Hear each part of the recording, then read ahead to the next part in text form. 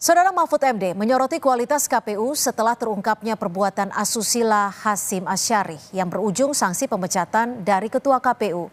Menurut Mahfud, KPU tidak layak sebagai penyelenggara pilkada dan seluruh komisioner harus diganti. Apakah KPU memang tidak layak sebagai penyelenggara pilkada? Kami akan membahasnya bersama dosen Sekolah Tinggi Hukum Indonesia Jentera, Bivitri Susanti, dan Ahmad Doli Kurnia, Ketua Komisi 2 DPR dari fraksi Partai Golkar. Selamat petang Mbak Bivitri. Bang Doli, terima kasih sudah bergabung bersama kami di Kompas Petang. Selamat petang. Assalamualaikum warahmatullahi wabarakatuh. Waalaikumsalam warahmatullahi wabarakatuh. Mbak Bivitri, Anda setuju dengan pernyataan Pak Mahfud bahwa KPU saat ini sudah tidak layak menjadi penyelenggara pilkada? Setuju. Karena gini, saya paham ya, karena kalau yang bilang Pak Mahfud sebagai mantan kontestan, pasti kita punya skeptisisme dan itu baik. Tapi kita mesti lihat substansinya, bahwa memang yang jadi persoalan kan bukan hanya kasus asusila yang sekali ini, tapi sebenarnya ketua KPU-nya itu sudah bermasalah, sudah kena beberapa kali peringatan keras terakhir, tapi terakhir terus, akhirnya bisa juga diganti oleh DKPP, dan tidak semuanya persoalan asusila, tapi bahkan ada persoalan-persoalan lain yang sifatnya lebih substantif, seperti misalnya waktu itu terkait dengan pencalonan wakil presiden dan wakil presiden, misalnya begitu. Jadi artinya dia rekam jejaknya memang sudah bermasalah, bukan soal asusilanya saja. Dan saya juga ingin menyoroti tidak hanya ketua ya, karena kita bisa melihat pernyataan yang tadi disampaikan secara arogan, malah bilang alhamdulillah, kan artinya dia tidak merasa bersalah dan sangat arogan begitu ya, menunjukkan bahwa dia merasa memang sebaiknya dia tidak ada sesuatu pun yang dia langgar, sehingga akhirnya dia merasa rugi loh, kalian yang rugi kehilangan kami. Tapi kalau menurut Anda Mbak Fitri, kalau ini tidak diganti dan tidak memungkinkan untuk diganti, apakah nanti akan berdampak secara spesifik gitu? Iya, berdampaknya karena memang keseluruhan KPU yang sekarang ini kelihatan perilakunya yang tidak profesional.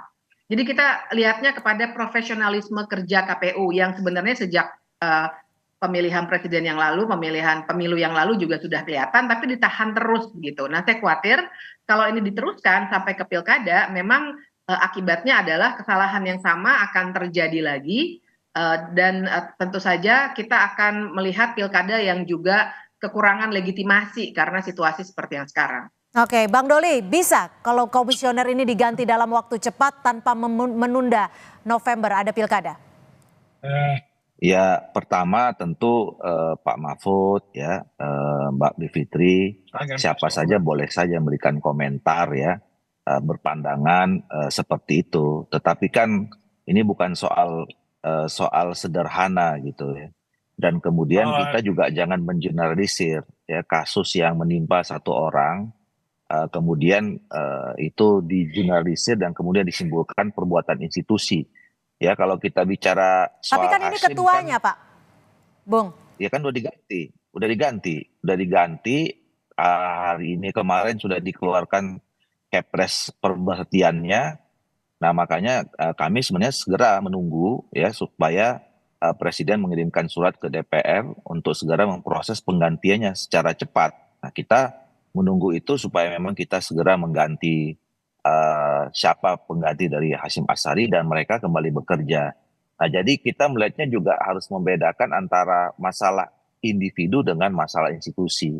Nah, kalau bicara soal institusi kan sejauh ini juga berjalan tuh bagus-bagus saja kalau pilkada ya. Apalagi kan sebetulnya kalau KPU RI ini sifatnya cuman supervisi dan kemudian membuat regulasi. Secara teknis teman-teman yang melaksanakan itu adalah teman-teman di provinsi, kabupaten, kota dan sampai ke tingkat yang paling bawah. Nah, kita sekira lebih bagus energinya ya untuk fokus bagaimana persiapan itu lebih baik ya. Kalau memang ada kekurangan-kekurangan yang selama ini ditunjukkan oleh teman-teman KPU RI, ya kita awasi aja secara lebih ketat gitu. Ketimbang misalnya kalau kita mau ganti, ya prosesnya cukup ya lama, itu nggak sederhana, harus ada kalaupun misalnya mau diambil yang sekarang ya itu nggak cukup. ya, karena sudah ada yang meninggal, terus kemudian sudah ada yang punya jabatan yang lain dan segala macam. Jadi Baik, kami artinya tangkap. harus Mbak ada Bivitri, proses. kami tangkap Bang Doli. Anda setuju kalau seperti Bang Doli bilang bahwa KPU ini sebenarnya hanya bertugas untuk supervisi dan regulasi. Jadi mungkin kalau bisa disimpulkan seharusnya dan sejatinya tidak akan mengganggu proses ataupun kegiatan kita nanti di November ada pilkada. Ya, masalahnya adalah pemilu dan termasuk pilkada itu memang persoalan teknis semua. Jadi bahwa KPU tugasnya adalah membuat regulasi, betul, tapi pada akhirnya mereka akan menjalankan keseluruhan aspek pelaksanaan pemilihan umum. Saya kasih contoh ya, misalnya kemarin tuh waktu ada putusan Mahkamah Agung soal umur ya, 30 tahun jadinya 1 Januari. Itu kan pada akhirnya yang mengambil keputusan itu adalah harus KPU. Nah, itu contoh konkretnya bagaimana akhirnya KPU bisa memilih dan untuk berpihak ataupun tidak berpihak gitu. Sementara dalam kasus lainnya putusan Mahkamah Agung juga, PKPU juga soal keterwakilan perempuan, KPU tidak melakukan tindak lanjut apapun sehingga akhirnya di MK dinyatakan paling tidak di Gorontalo misalnya harus diulang pemilunya. Nah, itu contoh konkret bahwa memang pemilu adalah soal regulasi dan soal teknis sehingga kalau dikatakan cuma ya, saya kira tidak sesederhana itu karena pada akhirnya memang pemilu itu urusan yang sangat rumit teknisnya dan justru di tingkatan teknis itulah bisa terjadi hal-hal yang melanggar asas langsung umum bebas rahasia, jujur dan adil itu, Mbak. Bang Doli, jika Anda menyebut bahwa tidak memungkinkan ini untuk diganti Komisioner KPU, bagaimana lalu DPR memastikan bahwa Komisioner KPU ini benar-benar berintegritas dan juga melaksanakan tugas dan kewajibannya secara baik dan benar?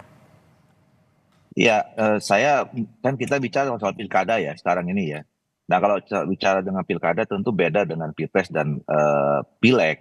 Makanya saya katakan dalam menghadapi pilkada ini itu secara teknis pekerjaannya lebih banyak dikerjakan oleh teman-teman di provinsi, kabupaten, kota dan seterusnya. Makanya saya bilang KPU itu lebih pada supervisi dan pembuatan regulasi. Nah, yang berikutnya ya tentu kan selama ini juga kita melakukan fungsi kita ya untuk mengawasi. Kalau misalnya dicek beberapa kali itu ya, kita ini termasuk bahkan ada juga di netizen itu yang mengatakan bahwa kita ini cerewet, rewel gitu ya. Kenapa kok Komisi 2 ditegur terus dan segala macam. Ya itu bagian dari tugas kami gitu loh. Pertanggungjawaban kami terhadap orang-orang yang kami beri kepercayaan ya. Rakyat memberikan kepercayaan melalui kami kepada mereka untuk bekerja menyelenggarakan pemilu gitu. Baik. Nah, jadi pengawasan itu sebetulnya sudah berjalan selama ini dan di luar kasus saudara Hasim ini kan sebetulnya juga ada tugas-tugas yang memang mereka sudah mereka kerjakan gitu. Terlepas misalnya ada kekurangan mungkin iya dan itu menjadi evaluasi kita ke depan. Nah, dengan kejadian saudara Hasim ini kami juga udah ini sekarang kami juga kemarin nih kalau baca berita Komisi 2 mengkritik lagi nih mereka sekarang KPU RI sedang melakukan tugas pekerjaan ke luar negeri misalnya ya, yang ada berapa komplain kita dapatkan dari para duta besar. Gitu. Artinya ikut itu mengawasi dan juga mengontrol kinerja dari KPU RI sendiri ya? Oh iya pasti, pasti itu kan mereka kan mitra kerja kami ya. Itu jadi tugas kami salah satunya mengawasi. Baik, terima kasih Bang Ahmad Doli Kurnia, Ketua Komisi 2 DPR RI dari fraksi Golkar dan juga dosen Sekolah Tinggi Hukum Indonesia Jentera, Mbak Bivitri Susanti, sudah memberikan perspektifnya pada Kompas Petang hari ini. Terima kasih.